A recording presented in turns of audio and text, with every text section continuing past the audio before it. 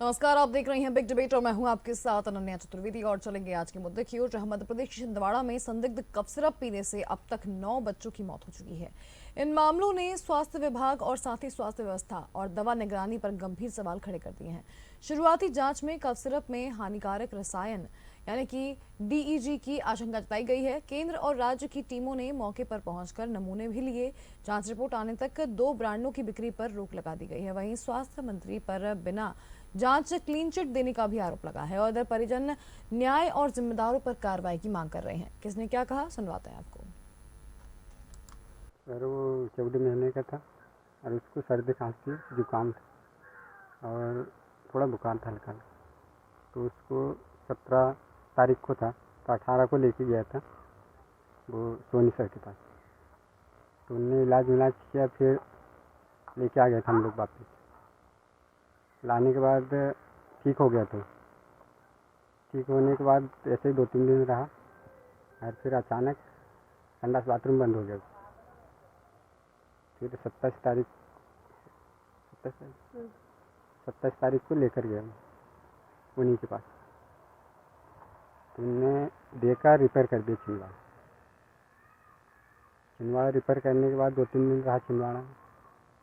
तो उनने नागपुर रिपेयर। नागपुर में क्या हुआ फिर? नागपुर में यही बताया उन लोग कि कितनी इन्फेक्शन है, बच्चे बहुत सीरियस हो गए, इससे बचना मुश्किल। मौत के आंकड़े परासिया सब डिवीजन में 9 का है टोटल। सर ये पिछले दिनों 7 आंकड़े जो चल रहे थे और फिर 9 एकदम से बताया जा रहा, कहाँ कंफ्यूजन है, क्या स्थिति? 7 के बाद जो आपका बताया जा रहा था उसके बाद 2 बच्चों की डेथ हुई थी। उसमें संध्या नाम की जो बच्ची, उसकी 2 दिन पहले डेथ हुई है। तो वो शायद किसी कारण से लैग रहा है जिसमें आप तक इन्फॉर्मेशन नहीं पहुँच पाई। टोटल डेथ 9 हो गई है अभी तक। तो कहाँ क्या क्या स्थिति रही है अब तक के विकासखंड स्तर पे? कितनी जनसंख्या और बच्चों की कितनी जनसंख्या? अभी हमारी जनसंख्या जो है वो पूरे सब डिवीजन की 2,84,000 की है, जिसमें से अंडर 5 की जो पॉपुलेशन है वो करीब 25,000 बच्चे हमारे पास हैं, जिनमें से अभी तक हमारे घर घर जाके आशा, CHO, ANM के माध्यम से सर्वे कराया था, जिसमें हमारे पास अभी तक 4,658 बच्चे ऐसे निकले जिन्हें बुखार, उल्टी, दस्त, खांसी से किसी भी तरह का सिम्टम देखने को मिला था। इसमें से हमने 4,411 की रिपोर्ट भी प्राप्त कर ली और वो रिपोर्ट अभी तक नॉर्मल आई है। आज चर्चा इसी मुद्दे पर हमारे साथ कुछ मेहमान जुड़ चुके हैं, आपका परिचय करा देते हैं। हमारे साथ अशोक शुक्ला जी जुड़ चुके हैं, साथ ही हमारे साथ प्रतिभा विक्टर जी हैं पैनल पे, और हमारे साथ राजेश चौधरी जी हैं। आप तीनों का ही बहुत स्वागत है। एक बहुत ही गंभीर मुद्दा है जब बच्चों की सेहत पे बात आती है, जब 9 बच्चों की मौत की बात आती है, तो कहीं ना कहीं ये सवाल खड़ा होता है कि आखिर स्वास्थ्य विभाग या फिर निगरानी में कहाँ कमी रह रही है।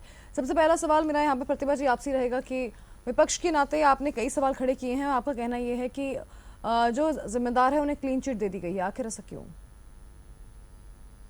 अभी तो जांच जारी है ना, क्योंकि हेलो जी जी ये बहुत ही गंभीर मुद्दा है और बड़े दुख की बात है कि 9 मासूम बच्चों की जान चली गई है। उसके पहले भी हमने कुछ दिन पहले देखा था कि इंदौर के एमवाय अस्पतालों में लापरवाही की वजह से चूहों ने बच्चों को कुतर लिया था और जिसकी वजह से वहाँ पे भी मासूमों की जान चली गई थी। और अभी हम देखते हैं कि छिंदवाड़ा में 9 मासूम बच्चों की मौत हो गई। ये तो सवाल तो यही उठता है कि कैसे जो कफ सिरप है उसके अंदर पहले भी अफ्रीका देश है, इंडोनेशिया, गाम्बिया जैसे अफ्रीकी देश है, वहां पर इस तरीके के कफ सिरप में पहले भी पता चल चुका था कि डाई इथिलीन ग्लाइकोल करके सॉल्वेंट होता है, जिसका यूज पैंट में और ब्रेक ऑयल के सॉल्वेंट के रूप में और वार्निश में यूज किया जाता है। और वो सिरप में जो दवाई कंपनियां होती है उसको मीठापन बढ़ाने के लिए और कम लागत के लिए और सिरप की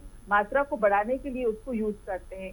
तो ये जब चीजें पहले से ही पता है तो बिना ऐसी कौन सी फार्मेसी कंपनी है जिसकी दवाई बिना लाइसेंस की बिक्री हो रही है और जिस तरीके से उन बच्चों को वो सायरप दिया गया और उनकी मौत हो गई, ये तो बहुत ही लापरवाही और जांच का विषय है कि इसकी जांच होनी चाहिए। इस तरीके की दवा कंपनियों को बैन कर देना चाहिए, सरकार को तुरंत तो उसके ऊपर एक्शन लेना चाहिए।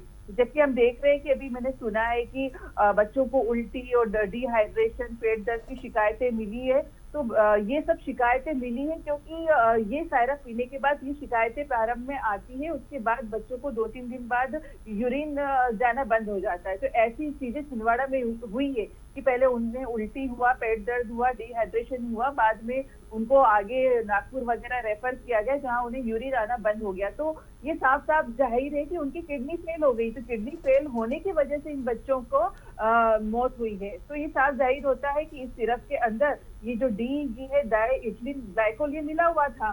तो इसको जल्द से जल्द इन कंपनियों को बैन करना चाहिए, और जो जिम्मेदार लोग हैं उनके ऊपर भी सख्त से सख्त कार्रवाई की जानी चाहिए सरकार की ओर से। बिल्कुल। हमारे साथ तो राजेश जौहरी जुड़े हुए हैं। राजेश जौहरी जी और अशोक शुक्ला जी बारे में आपसे जानना चाहूंगी इस चीज़ को कि अगर हम स्वास्थ्य विभाग की बात कर रहे हैं, कोविड काल से लेकर अभी तक स्वास्थ्य व्यवस्थाओं में काफ़ी फेरबदल हुए और काफ़ी बेहतर भी जी व्यवस्थाएं हुई, लेकिन आज भी जब दवाइयों की बात आती है, एक्सपायरी दवाइयों की बात आती है, तो कहीं ना कहीं ये बड़ा गंभीर हो जाता है जब 9 बच्चों की जिंदगी उससे खत्म हो जाए। बहुत अफसोसजनक है, लेकिन पूरा सिस्टम इसी तरह से काम कर रहा है। आप ये बताइए कि ड्रग इंस्पेक्टर क्या करता है, पूरा एक सिंडिकेट चल रहा है, और ये वो केवल उत्तर प्रदेश में नहीं है, ड्रग सिंडिकेट पूरे हिंदुस्तान में चल रहा है। कमीशन देकर दवाइयां बेची जाती हैं, डॉक्टरों को जो है मैनेज किया जाता है, उनको जो बड़ी बड़ी फार्मास्यूटिकल कंपनियां हैं वो उनको कई तरह के ऑफर देती हैं कि आप हमें मेडिसिन लिखिए। अगर इसमें एक सॉल्वेंट ऐसा मिलाया जा रहा था जो मानव स्वास्थ्य के लिए हानिकारक है या बच्चों के लिए हानिकारक है, तो उसकी उपलब्धता कैसे थी बाजार में और ये किस तरीके से लोगों तक पहुंचा है, और डॉक्टर ने लिखा कैसे जब उसको मालूम था कि ये बच्चे 5 वर्ष के हैं, 3 वर्ष के हैं, 2 वर्ष के, जिसके लिए प्रोटेक्टेड थी लिखी क्यों गई। तो इस देश में इस तरह की तमाम चीजें हो रही हैं। हम लोगों को याद है कि गोरखपुर में ऑक्सीजन की कमी के चलते कितने बच्चों की मौत हो गई थी, उसमें क्या हुआ था जी। कुछ दिनों तक जांच चली और एक डॉक्टर को जो है दोषी मानकर उसको जेल में रखा गया, बाद में छोड़ दिया गया, सब छूट गए। मध्य प्रदेश में भी ये होगा। कुपोषण की स्थिति आप देख लीजिए, मध्य प्रदेश में कितनी सरकारी संस्थाएं और एजेंसियां काम कर रही हैं कुपोषण दूर करने का। कुपोषण दूर हो गया क्या? टीवी जैसी बीमारी के खिलाफ एक अभियान चल रहा है, उसका क्या है? यहाँ पे सब कुछ कागजों में होता है और ये बहुत ही अफसोसजनक है। इसमें केवल जो है ये जांच तक सीमित न रहे, सबसे पहले उस डॉक्टर को जो है हिरासत में लिया जाना चाहिए जिन दुकानों में उपलब्ध था। और तो सुनने में ये भी आ रहा है कि ये सरकारी हॉस्पिटल में ये मौजूद था। सरकारी हॉस्पिटल ये पहुंचा कैसे? ये मेडिसिन, ये कफ्तीरा वहां पे आया कैसे? ये अगर ये इतना जहरीला है, नुकसानदेह है, किडनी के लिए नुकसानदेह है ये और बच्चों के लिए नुकसानदेह है, तो इसको दिया कैसे? ड्रग इंस्पेक्टर क्या कर रहा था? ड्रग इंस्पेक्टर ने कब जांच की, ये देखा जाना चाहिए। और किसकी अनुशंसा पर, किसकी सिफारिश पर ये मेडिसिन खरीदी गई थी, वो कौन व्यक्ति था और क्या देखकर उसने खरीदा है? क्या और दूसरे कब सिरप नहीं आते हैं इनका जो बच्चों को दिए जाने योग्य हैं? क्या वो हॉस्पिटल में थे? अगर वो थे तब फिर इसे क्यों दिया गया? बहुत सारे सवाल हैं और ये जांच का विषय है। लेकिन छोटे चोर की निगरानी का जिम्मा प्रदेश में बड़े चोर के पास में है और इसके चलते न तो चोरी रुक रही है और ये पूरा एक माफिया है, ड्रग माफिया काम कर रहा है, फार्मास्यूटिकल माफिया है पूरे प्रदेश में। ये सक्रिय है, इसमें डॉक्टर भी शामिल हैं, जो मैन्युफैक्चर कंपनियां हैं, बनाने वाली जो कम दवा बनाने वाली कंपनियां हैं वो शामिल है। पूरा एक नेटवर्क है और जब तक आप इसको क्रैक नहीं करेंगे, जब तक आप इसको नहीं तोड़ेंगे, तब तक इस तरह की घटनाएं होती रहेंगी। अभी इसी तरह से आप देखिए कि जब खटारा बसें चलती हैं, RTO की तैनाती होती है, जब कोई बड़ी दुर्घटना हो जाती है तो थोड़े समय के लिए शोर मचता है और फिटनेस जांची जाने लगती है, इसके बाद सब सामान हो जाता है। फिर आप ये देखिएगा कि ये सब हो जाएगा, इसी तरह से चलने लगेगा ये सिस्टम। कोविड के समय में भी आप देखिए ये सब क्या कितनी व्यवस्थाएं थी। मध्य प्रदेश में स्वास्थ्य सेवाएं जो है बिल्कुल एकदम लचर हैं, ना कहीं बेड है, न दवाइयां हैं, न के डॉक्टर्स हैं। भगवान भरोसे प्रदेश है जी। हमारे साथ राजेश जौहरी भी जुड़ चुके हैं। राजेश जौहरी जी, एज जर्नलिस्ट अगर देखा जाए तो क्या ये मुद्दा सिर्फ एक दिन की हेडलाइन बनकर रह जाएगा कि 9 बच्चों ने अपनी जान गंवा दी, वो भी गलत दवाइयों की वजह से, या फिर इस मुद्दे के बाद अब एक बड़ी पहल करने का वक्त आ गया है कि सरकार को गंभीर होने की बहुत ज्यादा जरूरत है? देखिए अनन्या, ये 2015 में आपने एज ए जर्नलिस्ट पूछा, इसलिए हम आपको एज ए जर्नलिस्ट बता रहे हैं जी। 2015 में आपने सुना होगा बड़वानी में कैटरेक्ट की सर्जरी हुई थी और उस चक्कर में करीब 24 या 35 ऐसा कुछ फिगर था, वो दिमाग से उतर गया है, उन लोगों की आंखें चली गई थी। जी। तो आई वॉज द वन, हमने वो उसको ब्रेक करने वाले हमारे सबसे पहले हमारे द्वारा छापी गई थी वो खबर, और उसके बाद बहुत बड़े पैमाने पर बहुत सारे मीडिया वहां पहुंच गए थे बड़वानी में। और 2015 में उन्होंने सबसे पहले तो जो ओटी इंचार्ज है उसको सस्पेंड किया, नहीं उसको हाँ सस्पेंड किया। फिर कुछ दिनों बाद सीएमओ को सस्पेंड किया कुछ दिनों बाद, लेकिन उसके कुछ समय बाद वो सब बहुत ऐसा लगा कि पता नहीं क्या क्या हो जाएगा, अब ऐसी जांच होगी और कोई जेल जाएंगे। 2015 से आज 9 साल हो गए हैं। तो आज की स्थिति में वो जो वहां पे मैडम थी वो कहीं और चली गई, जी।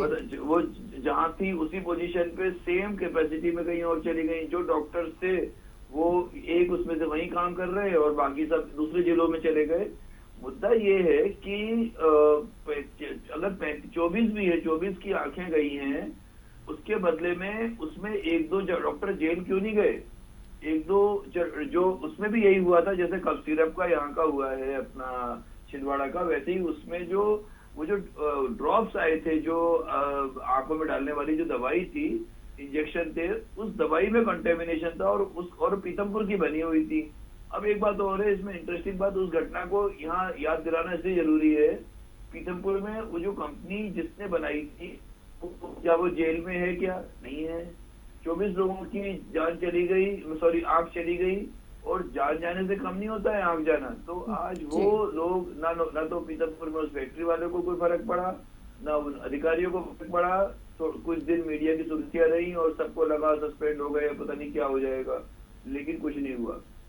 तो यहाँ भी आज कफ सिरप की वजह से जो गया है, तो कब अभी पूर्व वक्ता जो कह रहे थे कि कफ सिरप की जांच होनी चाहिए, किसने प्रोक्योरमेंट किया, किसकी, अच्छा इसमें क्या होता है, नेतागिरी वाली बात नहीं आती, क्योंकि वो अगर किसी नेता ने कहा भी है तो पूरे प्रोक्योरमेंट सिस्टम में कहीं पे उसका नाम नहीं होगा, क्योंकि वो रिकमेंड करने का अधिकार नहीं है। ये सीएमएचओ और ऊपर का जो हेल्थ डिपार्टमेंट है और नीचे तक उस अस्पताल का जो स्टोर का इंचार्ज है, वो पूरी एक लाइन होती है, उनका काम है ये वाला कि ये लेना। अभी आप देखिए कि अब वो जो कफ सिरप का जिस फैक्ट्री से लिया होगा, हो सकता है कि अभी सबसे पहले उसका लाइसेंस कैंसिल करना चाहिए।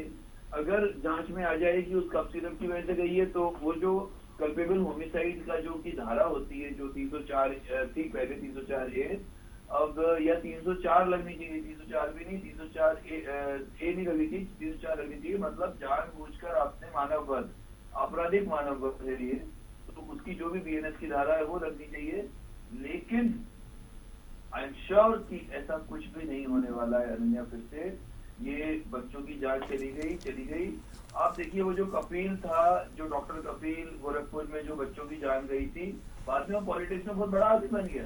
तो मुद्दा ये है कि उसको, हालांकि वो कुछ दिन जेल रहा, लेकिन हमारे यहाँ पे एक आम आदमी की जान चली जाए उससे कोई फर्क नहीं पड़ता है। अपने देश में तो प्रधानमंत्री की जान चली गई, उसकी जांच नहीं हुई ढंग से, तो फिर एक आम आदमी की क्या वैल्यू है। इसलिए इस घटना में भी आप देखेंगे कि 3-4-6 महीने बाद अगर वापस से आप लोग अपनी टीम भेज के उसको अपनी अगर इन्वेस्टिगेशन करवाएंगे, अपनी पत्रकारिता वाली टीम, तो आप पाएंगे कि कुछ भी नहीं हुआ है। तो ये बहुत दुखद किस्सा है जी। प्रतिभा जी, विपक्ष के नाते ये एक बड़ी जिम्मेदारी हो जाती है जब ऐसे मुद्दे जनता की व्यवस्थाओं के लिए उठ जाते हैं, जब जनता की सेहत पे बात आती है, तो विपक्ष की एक अहम भूमिका होती है कि सरकार का ध्यान इन चीजों पर आकर्षित किया जाए।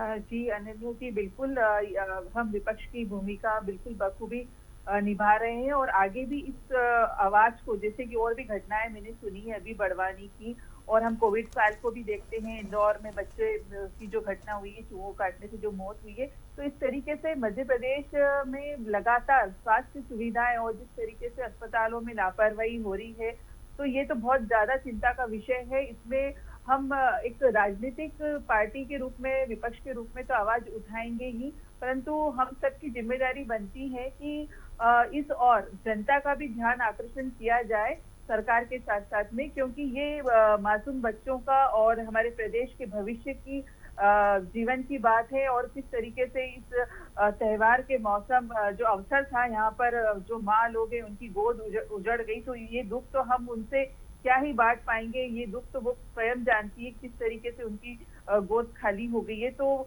बहुत दुख होता है ये सब सुन के कि बड़वानी में भी जैसे सुना है कि 25 लोगों की आंखें चली गई, उस पर भी कोई कार्रवाई नहीं, डॉक्टर्स लोगों को सस्पेंड कर दिया, ओटी इंचार्ज को सस्पेंड कर दिया। अभी इंदौर की बात ले ले तो वहां पर भी ऐसा ही हम अगर देखेंगे जाके कि वहां पे भी कोई सस्पेंड हुआ होगा। तो ये जो फार्मेसी कंपनी जो बिना लाइसेंस की या जिसमें गैर लाइसेंस होकर इस तरीके की दवा को हॉस्पिटल में और फार्मेसी में लोगों ने भेजा, प्रोवाइड कराया और बच्चों ने यूज करा, तो ये बहुत गंभीर जांच का विषय है।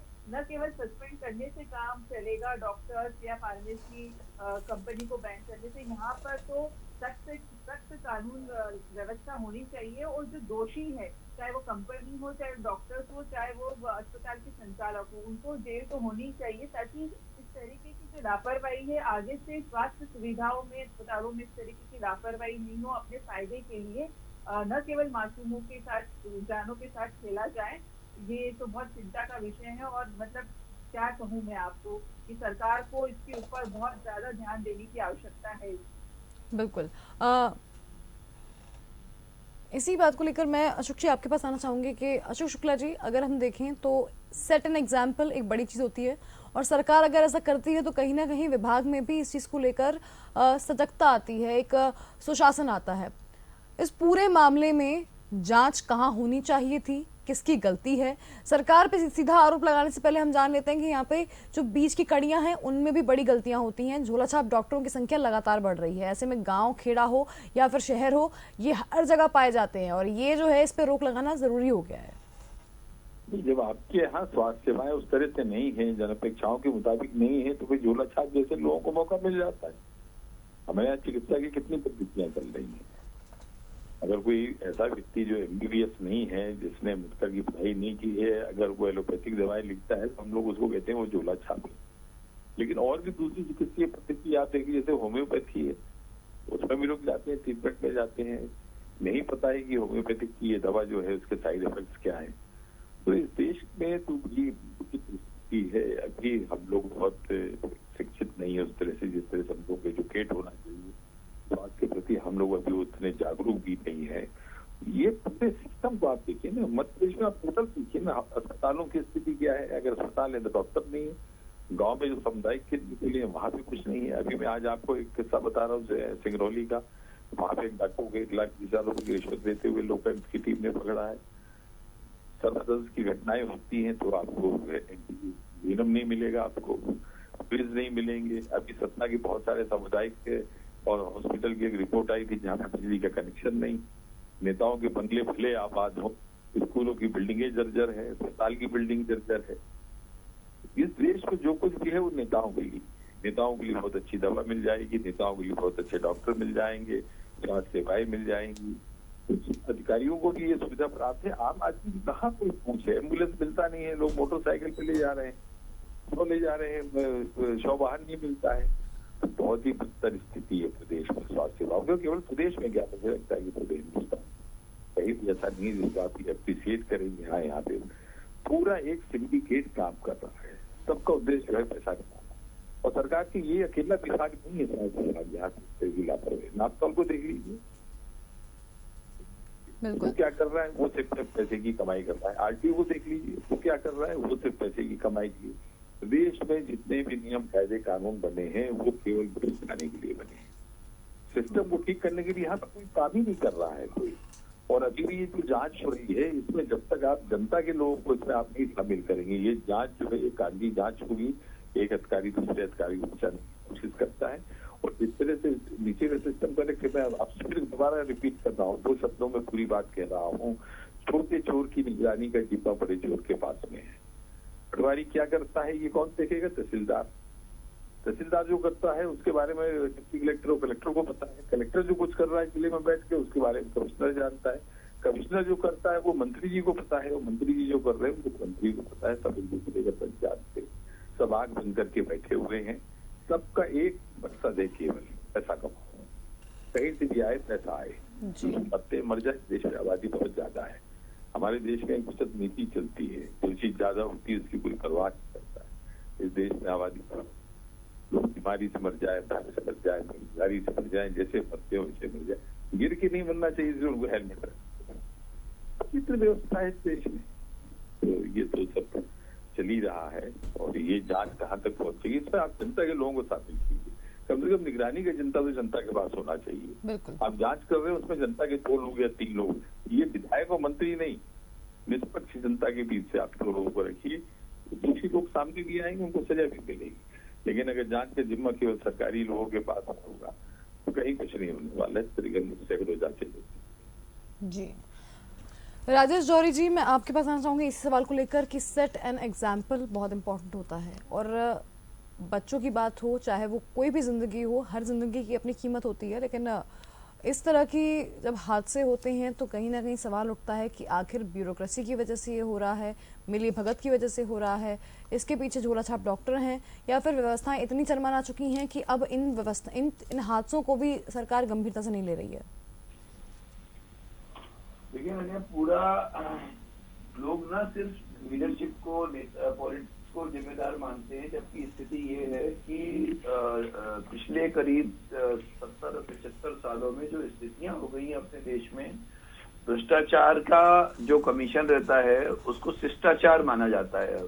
जैसे सब, अगर वो अब ये माना ही नहीं जाता है कि भ्रष्टाचार हो रहा है, उसको शिष्टाचार है।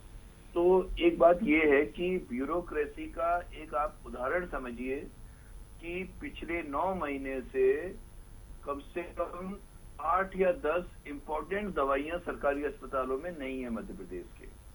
तो हो सकता है 7 महीने हो या 8 महीने, तो नहीं है। तो जब भी हॉस्पिटलों में पूछा जाता है कि ये विटामिन सी की गोली क्यों नहीं है, डी क्यों नहीं है, फलानी क्यों नहीं है, ये क्यों नहीं है, तो वो जो स्टाफ ये बताता है कि जो ऊपर के अधिकारी थे वो कुछ चेंज हुए हैं और वो अभी नए वाले जो है वो समझ रहे हैं सारी चीजों को, फिर प्रोक्योरमेंट करेंगे।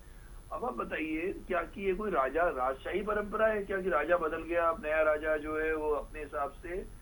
ये जो ब्यूरोक्रेसी के लोग हैं इतने ढीठ हो चुके हैं, इनको कोई फर्क नहीं पड़ता है। आप कभी अनन्या आप ये बोलिएगा मैं आप किसी सीनियर आईएएस से मिलने जाना, तब आपको पता पड़ेगा कि ये लोग कैसे होते हैं। तो स्थितियां ये हैं। आप सोचिए 7-8 महीने से जरूरी दवाइयां नहीं है वहां पर और किसी को चिंता नहीं है। हालांकि इसमें जिम्मेदार लीडरशिप भी उतनी है, जो विधायक है भले कांग्रेस के हो या भाजपा के हो, तो उनकी भी उतनी जिम्मेदारी है। और चूंकि विधायक जो है, हर जो रोगी कल्याण समिति बनी है हर अस्पताल में, इसको RKS बोलते हैं, तो रोगी कल्याण समिति उस अस्पताल का काफी मैनेजमेंट देखती है। तो रोगी कल्याण समिति में विधायक जो है एक बहुत इंपॉर्टेंट आदमी होता है। वैसे अध्यक्ष होता है उसका, छोटी जगहों पे SDM होता है और बड़ी जगहों पे कलेक्टर होता है जिले लेवल पे। लेकिन उस रोगी कल्याण समिति में विधायकों का इंटरेस्ट ही रहता है उस मीटिंग में जाने का। तो आप जाओगे नहीं तो फिर ब्यूरोक्रेसी तो हावी रहेगी, आप जाओगे, आप सवाल करोगे तो ब्यूरोक्रेसी को मौका नहीं मिलेगा।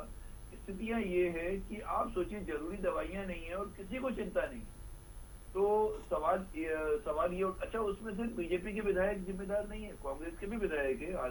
करीब 40% के आसपास, 35-40% कांग्रेस के भी विधायक है। आपने आवाज क्यों नहीं उठाई? तो मुद्दा ये है कि अपन किसी को दोषारोपण करके उस बात को छोटा नहीं करना चाहते। मुद्दा ये है कि उसको जिसकी जिम्मेदारी जो थी वो उन्होंने नहीं निभाई, उस चक्कर में जो ब्यूरोक्रेसी है, जो ऑफिसर्स हैं, वो हावी होते चले जाते हैं और वो किसी की नहीं सुनते हैं। फिर वो तो उस पर कहीं ना कहीं नकेल कसना बहुत जरूरी है। ये अगर इसमें भाजपा के आज अपने डिबेट में भाजपा के कोई प्रतिनिधि हैं तो उनको भी समझना चाहिए, और कांग्रेस की मैडम जो अभी बोल रही थी, तो दोनों को समझना पड़ेगा ये बात कि आपको अपनी पार्टी के लोगों को बोलना पड़ेगा कि आपकी जिम्मेदारी है। आप ये नहीं कह सकते कि सरकार ने ये नहीं किया, सरकार ने वो नहीं किया। आपको उन लोगों ने चुन के भेजा है विधायक के तौर पे, तो आप क्या कर रहे हो, ये इम्पोर्टेंट। चलिए, एक अंतिम प्रतिक्रिया मैं प्रतिभा जी आपसे चाहूंगी इस मुद्दे पर, विपक्ष के नेता होने के नाते एक अंतिम प्रतिक्रिया आपकी कि अब आगे कांग्रेस का क्या स्टैंड रहेगा? जी, बस कांग्रेस यही चाहती है जनता की जो भी बात करे उसके साथ खिलवाड़ ना हो और सरकार सख्त कार्रवाई करे। जो भी जिम्मेदार है उसको सख्त सजा दी जाए ताकि आगे से कोई भी इस तरीके की घटना सामने नहीं आए। और विशेष करके स्वास्थ्य सुविधाओं को लेते और अस्पतालों को लेते सजग रहना चाहिए सरकार को। तो सरकार को जो भी विपक्ष की तौर से हमारा सहयोग चाहिए वो हम देने के तैयार है। बस दोषियों को कड़ी से कड़ी कार्रवाई की जाए सरकार की। बिल्कुल।